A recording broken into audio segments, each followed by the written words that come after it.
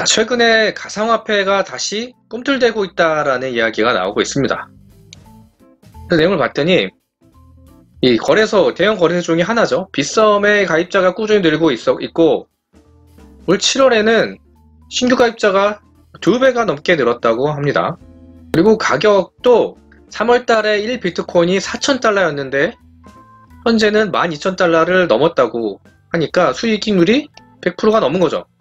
실제로 그래프를 봤더니 이때 2,600만원, 당분간은 아주 다시 보기 힘든 고점을 찍고 나서 아주 열풍이 시켰죠. 고점을 찍고 나서 추풍낙엽처럼 떨어집니다. 떨어지고 뭐 횡보를 좀 하다가 올 4월달, 3월달까지만 해도 대략 600만원인데 불과 3, 4개월 만에 1,200만원이 됐죠. 물론 이제 코인이라고 하면 뭐 대충 한 10배 가야 되는 거 아니냐 뭐 이런 기대감이 있으니까 이 200%라는 게 뭐 그리 크지 않을 수는 있지만 어찌됐건 몇 개월 만에 이 2배가 갔다라고 하는 거는 현재 상당히 주목받고 있는 자산이라는 얘기인 거죠. 근데 이게 각광받고 있는 이유가 또 하나 더 있어요. 최근에 디지털 위안이라고 해가지고 이 정부가 블록체인 기반으로 가상화폐를 직접 찍겠다는 발표를 한 겁니다. 목적은 국내 자금의 투명성 제고라고 읽고 우리는 자금 흐름의 아주 투명한 감시라고 읽히지만 어찌됐건 단순히 그냥 정말 이 말만에 그치지는 않는 게 중국 수저우에서는 실제로 디지털 위안화로 공무원 급여를 지급을 했어요. 근데 누가 돈을 나한테 비트코인을 주겠다라면 좀 화날 것 같은데 근데 이거는 조금 상황이 그래도 좀 나은 게 얘네는 실제로 맥도날드나 스타벅스 이런 데에서 오프라인에서도 쓸 수 있고 알리바바, 테스트, 징동닷컴과 같은 온라인에서도 이 돈을 쓸 수 있다고 합니다. 뭐 모양은 이렇게 생겼으니까 중국에 있는 디지털 위안이라는 거는 실제 지폐 화폐를 단순히 온라인 포인트화한 거다라고 생각하시면 될 것 같아요. 그럼 왜 중국이 이러한 거를 만들어내냐? 이 속내는 사실 이 미중 간의 무역전쟁에 있습니다. 중국이 가장 두려워하는 거는 달러 결제 시스템에서부터 추방당하는 거를 가장 두려워하는 거거든요. 국제적으로 어떠한 무역을 하기도 굉장히 어려워지니까.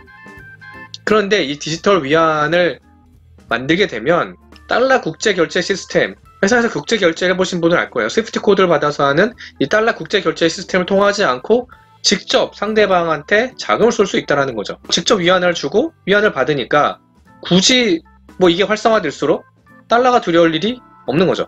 이렇게 블록체인 디지털 화폐의 가능성이 열리니까 중국뿐만이 아니라 전 세계가 디지털 화폐에 대해서 검토를 하고 있습니다. 그러니까 BIS 국제결제은행에 따르면 세계 중앙은행의 80%가 디지털 통화 연구를 하고 있고 이 가상화폐에 대해서 사실 가장 부정적인 나라 중에 하나, 왜냐면 달러 패권 이럴 수 있으니까 미국에서조차도 연준이 테스트를 하고 있다고 합니다.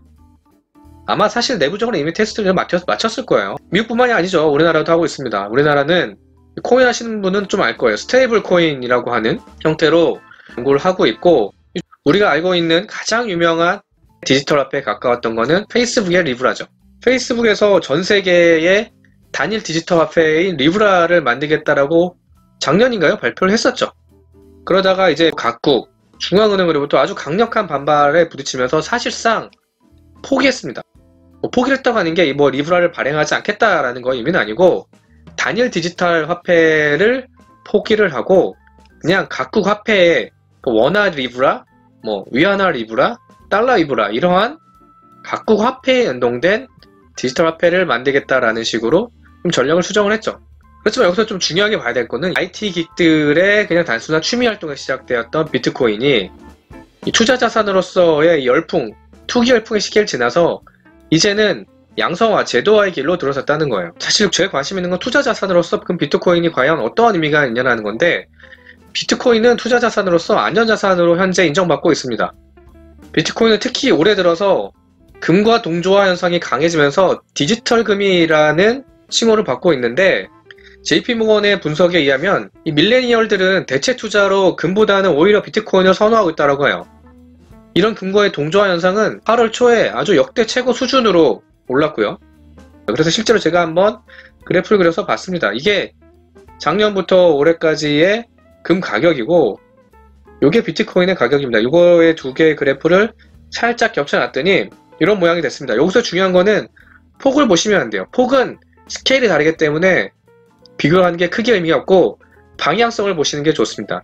금값이 이렇게 올랐을 때 비트코인도 올랐죠. 금값이 떨어졌을 때 비트코인도 떨어졌어요. 그리고 다시 금값이 이렇게 오르니까 비트코인도 다시 이렇게 올랐습니다.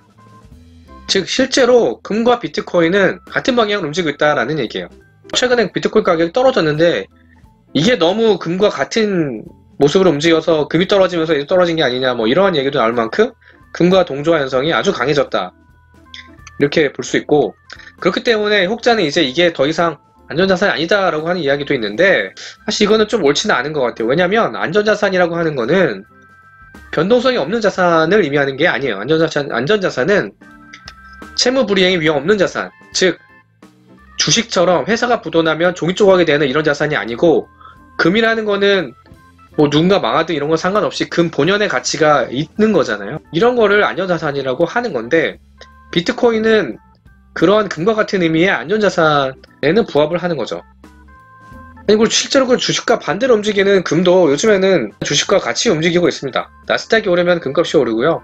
나스닥이 떨어지면 금값이 떨어지고 있어요. 이게 좀 이례적인 현상이긴 한데 위험자산과 안전자산이 같은 방향으로 움직이는 현상이 좀 발생하고 있고, 그렇기 때문에 비트코인도 나스닥과 최근 많이 동조화되는 모습을 좀 나타내고 있어요. 그래서 비트코인 투자하신 분들은 나스닥 지수를 좀 열심히 보셔야 돼요. 그럼 왜 이렇게 비트코인이 금과 같은 수준으로서 자산가치 인정받고 있는지에 대해서 조선일보가 괜찮게 분석을 해놨습니다. 그 이야기를 말씀을 드리면, 무엇보다 제일 중요한 게 이 사실 비트코인이라는 거는 투기금들의 집합처 같은 느낌이잖아요. 근데 이 코인판에 빅플레이어들이 들어오기 시작을 했다는 거예요. 이 중에서 가장 관심이 많은 게 JP모건인데, JP모건은 정기적으로 비트코인에 관한 리포트도 발행을 하고 있고 이더리움 개발사도 사는 걸 검토하고 있다고 합니다. 그뿐만 아니죠. 자산운용사 중에서 비트코인에 가장 관심 있는 거는 피델리티예요. 피델리티는 참고로 운용 규모가 3조 달러가 넘는 글로벌 최대의 자산운용사예요. 3조 달러면 3,600조죠. 우리나라 GDP보다 더 큰 돈을 움직이는 아주 거대한 금융기관이 피델리티인데, 최근에 40조 원이 넘는 돈을 주고 월드페이를 인수했는데 월드페이를 인수한 목적이 비트코인 결제 때문이다라는 이야기가 나오고 있습니다.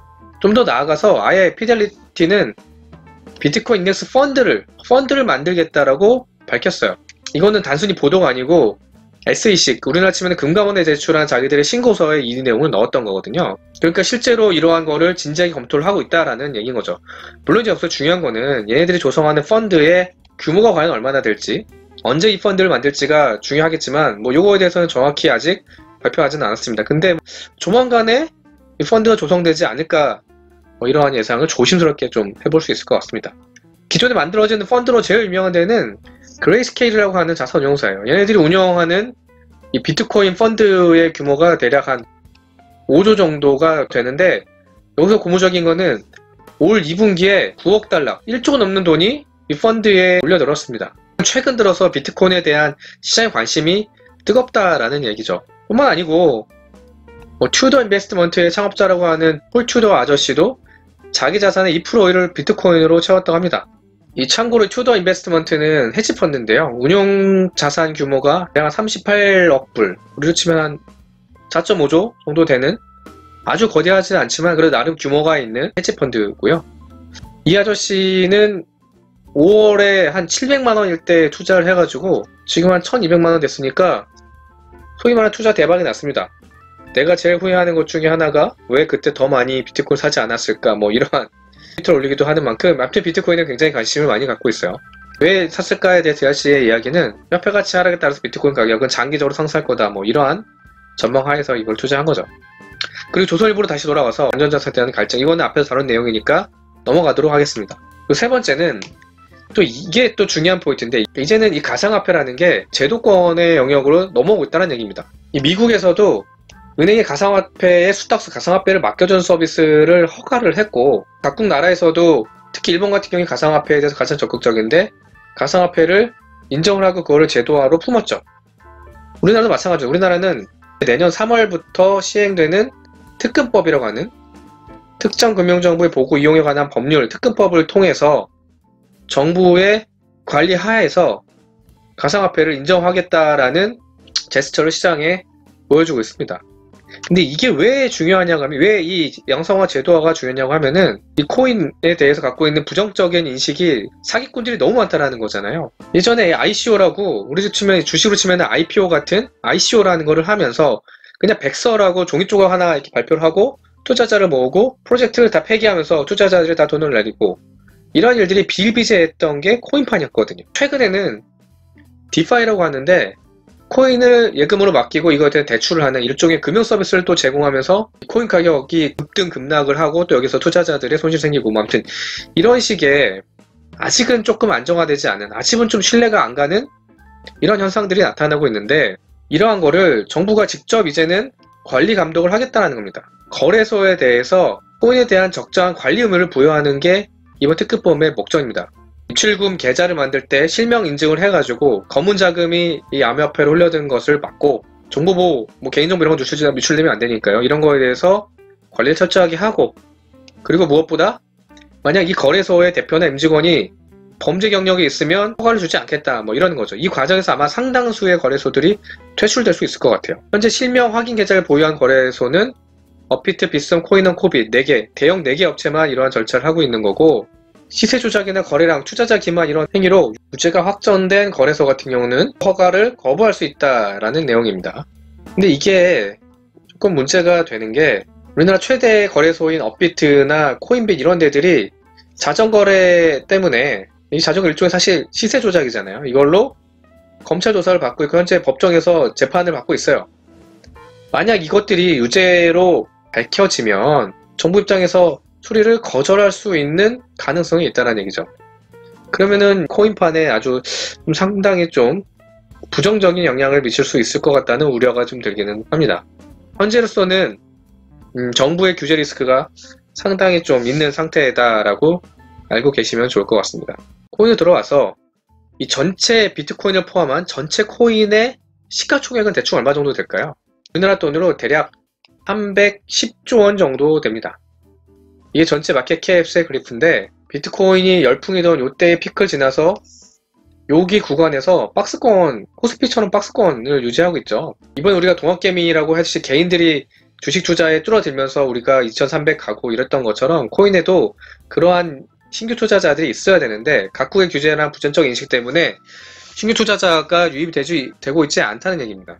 이거를 뚫어야 장기적으로 코인이 조금 더 상승할 수 있을 것 같고요. 그럼 310조라는 돈은 대충 어느 정도, 주식으로 치면 어느 정도 되는 거냐? 애플 시가총액이 대략 2200조가 넘죠. 그리고 탑 10인 존슨앤존슨의 시가총액이 한 460 정도 됩니다. 즉 코인의 전체 투자 시가총액을 합쳐도 일단 주식 탑 10 안에는 못 드는 거고, 탑 20에는 들 수 있어요. 삼성전자가 대충 한 300조가 넘는데 14위, 15위 정도 하거든요. 그러니까 코인도 한 310조 정도 되니까 대충 한 전 세계 15위, 14위 정도 되는 주식과 같은 가치를 갖고 있다라고 머릿속으로 인지를 하면 될 것 같아요. 자, 그럼 개별 코인으로 돌아와서 개별 코인 중에서 시가총액이 어떻게 구성되어 있느냐? 물론 이제 가장 큰 거는 비트코인입니다. 220조. 그 다음에 이더리움이고, 그 다음에 세더라고, 이거는 스테이블 코인이에요. 가치가 안정적으로 유지되는 좀 교환 역할을 하는 코인이고, 그 다음에 리플. 요 정도가 조금 규모가 큰 코인인 거고, 그 나머지는 대략 한 3조, 4조 정도 되는 시가총액을 좀 갖고 있죠. 주식에도 이런 그림 많이 보시죠? 전체 시가총액을 나타낸 건데, 말씀드렸다시피 비트코인이 가장 크죠. 전체 한 70% 정도 돼요. 거래소 면에서 봤을 때, 이 거래소 상당히 중요해요. 코인은 아직 각국 코스피나 코스닥 이런 것처럼 이 중앙화된 거래소가 없기 때문에 어떠한 거래소에서 상장을 하느냐, 거래가 되느냐가 시가에 좀 상당히 중요한 역할을, 중국의 바이낸스가 가장 크고요. 그 다음에 후오비, 이것도 역시 중국이죠. 중국이 가장 크고, 오케엑스, 얘도 중국이 좀 크고, 비트맥스, 이 정도가 좀 큰 거래소고, 우리나라의 업비트, 빗썸, 코인원은 이 정도 규모를 차지하고 있습니다. 글로벌 규모라고 하기에는 좀 작고, 조금 이게 글로벌리 의미를 좀 가지려면은 이 세계 거래소가 통합이 되면 어떨까, 이런 상상을 좀 해봅니다. 그러면 우리나라 이 거래소도 글로벌 아주 유수한 유망 프로젝트를 유치할 수 있을 것 같아요. 자, 근데 여기서 우리가 조금 유심히 봐야 될 코인들이 있어요. 바로 네이버 자회사인 라인과 카카오가 코인을 만들었어요. 라인이 만든 코인은 링크라고 하는 건데 2018년에 처음 만들었고 상장을 했습니다. 18년 9월에 비트박스라고 하는 자기들의 자체 거래소를 통해서 링크를 상장을 했어요. 이 참고로 비트박스는 싱가포르였고, 왜 그럼 국내에서 이 거래소를 만들지 않았냐라고 하는 거는, 이 국내에서 이 코인을 바라보는 시각 자체가 상당히 부정적이었기 때문에 부담이 있었던 거죠. 독점적으로 여기서만 상장을 했어요. 여기서만 상장을 했기 때문에 비트박스, 이 코인에 있어서 상장은 사실 어떤 거래소에서 상장하느냐는 아주 중요한 건데, 큰 거래소에 상장을 해야 더 많은 유동성의 기회가 열리고 주가가 더 높게 업사이드가 생길 수 있다라고 하는 게 일반적인 인식이었는데, 그래서 조금 비트박스에 상장하는 게 과연 성공할 수 있을까라고 했는데, 비트박스가 바이낸스도 제칠 만큼 거래량이 폭발하고 시장의 관심을 많이 받았죠. 카카오도 유사하게 플레이를 합니다. 카카오가 만든 암호화폐 이름은 클레이튼이라고 부르는데, 미국 주식의 티커처럼 약어는 클레이라고 합니다. 클레이고, 얘도 마찬가지로 국내 상장이 상당히 부담스러웠는지 업비트 인도네시아에서 최초로 상장을 합니다. 얘는 상장이 조금 늦었어요. 상장이 19년 9월 정도였어요. 얘는 왜 네이버처럼 자기네 거래 숫자 안 만들었냐라고 하시면, 이 업비트라는 회사가 사실상 카카오의 자회사 같은 회사예요. 왜냐면은 업비트에 대한 카카오의 지분율이 대략 한 30% 정도가 되거든요. 카카오도 네이버와 똑같이 국내 상장은 부담스러우니까 해외 상장했던 거고, 해외에서도 자기네 사실상 자회사와 같은 업비트를 통해서 상장을 한 겁니다. 가격을 보시면 처음 상장했을 때는 대략 한 100원, 200원 수준이었는데, 한동안 행보를 하다가 현재는 900원까지 올랐어요. 그러니까 1년 사이에 대충 4배 정도가 상승을 했으니까 꽤 상승한 편이라고 할 수 있죠. 재미있는 거는 카카오 같은 경우는 상장을 가지고 조금 해프닝이 있었는데, 코인원에서 클레이를 일방 상장을 합니다. 이게 주식과는 다른 게, 주식에는 사실 특정 회사가 거래소와 협력하에서 뭐 상장 실질 심사도 받고 하면서 상장을 하죠. 업비트 인도네시아 같은 경우는 클레이가 그렇게 상장을 했겠죠. 근데 코인원이 얘가 보니까 카카오의 이 클레이가 괜찮았나 봐요. 그래서 업비트 이런 데 가가지고 코인을 사다가 카카오 측과 사전 협의 없이 그냥 바로 상장을 해버린 거죠. 이게 조금 IPO, 그러니까 주식 IPO와 좀 다르게 코인만의 재밌는 특징인 것 같아요. 일종 오픈소스처럼 탈중앙화된 그런 시스템이다 보니까 이 발행사의 허락을 받지 않고 이렇게 상장할 수 있었던 거죠.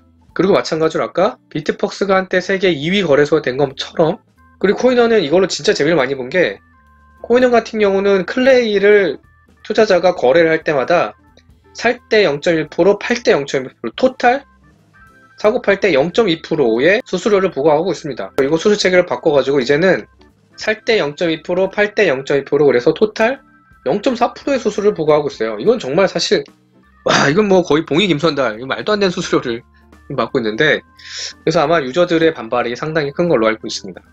카카오의 가격이 이렇게 급등을 하면서 오히려 조금 노심초사라는 얘기가 나오고 있는데, 그 이유인 즉슨 이게 가격이 이렇게 급등락 해버리면 누군가는, 어떤 투자자는 선의의 피해자가 생기기 마련이고, 그러면은 이 금감원이나 이런 감독기관에서 어떤 제재나 이런 게 들어갈 수 있죠. 그러면 이게 장기적으로 코인 활성화에 조금 더 부정적인 영향을 끼칠 수 있어서, 카카오는 조금 가격에 너무 갑작스러운 급등에 대해서는 조금 보수적이다, 이런 입장을 밝히고 있어요. 라인의 링크와 카카오의 클레이를 봤는데, 이 두 코인의 가격은 그럼 과연 어떻게 봐야 할까요? 사실 코인은 가격을 판단하기가 굉장히 어렵죠. 주식은 뭐 대표적인 DCF라고 하는 이런 방식에 의해서 주식, 회사의 내재 가치를 구하고 이걸 통해서 좀 가격을 어느 정도 객관적으로 판단할 수 있는 방법론 같은 게 있는데, 코인은 뭐 그런 게 없잖아요. 어떤 가격이 적정 가격인지 이걸 판단하기가 굉장히 어려운데, 그렇다고 그냥 모른 척 하기에는 또 재미가 없으니까 제가 한번 나름의 방식으로 밸류에이션을 해봤어요. 주식에서 상대가치 평가라고 하죠. 그걸 참고해서 해봤는데, 잘 생각해보면 코인이라는 거는 사실상 플랫폼과 똑같아요. 왜냐면 네트워크 효과가 있어서 사용자가 많아질수록 이 코인의 가치가 늘어나는 게 하나고요. 두 번째로, 이 플랫폼은 그 플랫폼 위에서 다양한 서비스들이 올라갈수록 역시 가치가 올라가는데, 마찬가지로 코인도 이 코인 위에서 새로운 서비스, DF 서비스들이 올라갈수록 코인의 가치가 증가하는 거잖아요. 그런 의미에서 코인과 플랫폼 기업은 사실상 속성이 똑같다라고 볼 수 있습니다. 그래서 글로벌리 시장을 지배하고 있는 구글 시가총액이 대충 한 1200조 정도 됩니다. 카카오 35조 정도 돼가지고 구글과 카카오의 비율이 대충 구글의 3% 정도 되는 거예요. 그러면 플랫폼과 코인이 같으니까 코인도 결국 종국적으로는 같은 가치를 갖게 될 거고, 그러면은 비트코인의 가격이 현재 시가총액 220조라고 했을 때 카카오 같은 경우도 마찬가지로 현재 1조 0.5% 수준에 불과하지만 2.5%가 더 올라서 6.6조가 될 수 있는 겁니다. 자, 그렇게 보면은 현재 클레이팅 같은 경우는 무려 500%, 5배 정도는 더 상승할 여력이 있다라고 좀 보입니다. 물론 여기서 이제 비트코인의 가격이 더 오르면 카카오 코인도 더 오를 수 있고요. 떨어지면 떨어질 수 있습니다. 코인을 바라보는 밸류에이션이라는 거는 현재 없으니 그냥 재미로 봐주시면 되고요. 만약에 코인 투자를 고민하시는 분이라면 그 밸류에이션 한번 참고 삼아서 해보시면 좋을 것 같습니다.